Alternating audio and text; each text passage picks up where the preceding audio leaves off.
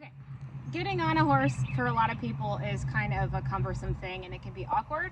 And it seems simple, but there's a couple things that really can help for you to be able to get on more comfortably for you and the horse. The first thing is to have your horse in a position where they are stable. So if their feet are all over the place, they're going to be more likely to walk off because they're unstable. So I'm going to line up Henry here. So he's in a much better position for me to be able to get on. I like to have the block pretty close to the horse, because the farther away you are from the horse, the more leverage you get on your way up, and that's going to make your horse uncomfortable. So one thing that I think about a lot when I'm getting on is not putting torque on the back and the withers. And I do tend to get on both sides alternately, but for today's purposes I'll get on the left since that's where most people are familiar. So as I get up here, a couple important things to think about is that I'm as close to the saddle as I can get. And when I get on, I like to put my weight on the off side first. And that might seem kind of funny, but if I'm on the left side entirely, I tend to put a lot of torque on the saddle this way.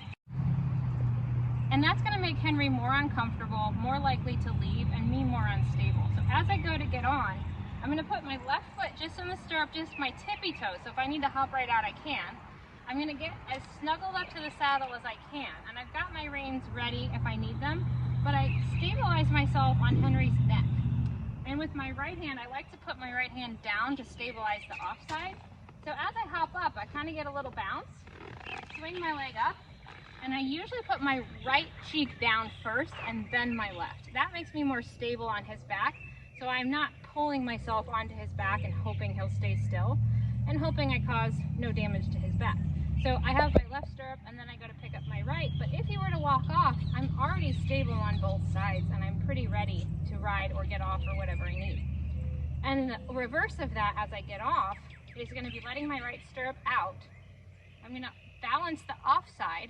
I'm going to lean forward a little bit, swing myself over. My tippy toe is just in here, but I'm nice and close, and I let myself down onto the block or onto the ground as needed, so that I'm not putting a lot of torque on his back. So that faster is like that. So I try to get a little bit of air time, so I sit down gently on his back. That's very important that to me, when I get on and off, the experience is as comfortable for the horse as possible. That makes them more likely to be wanting to stand still.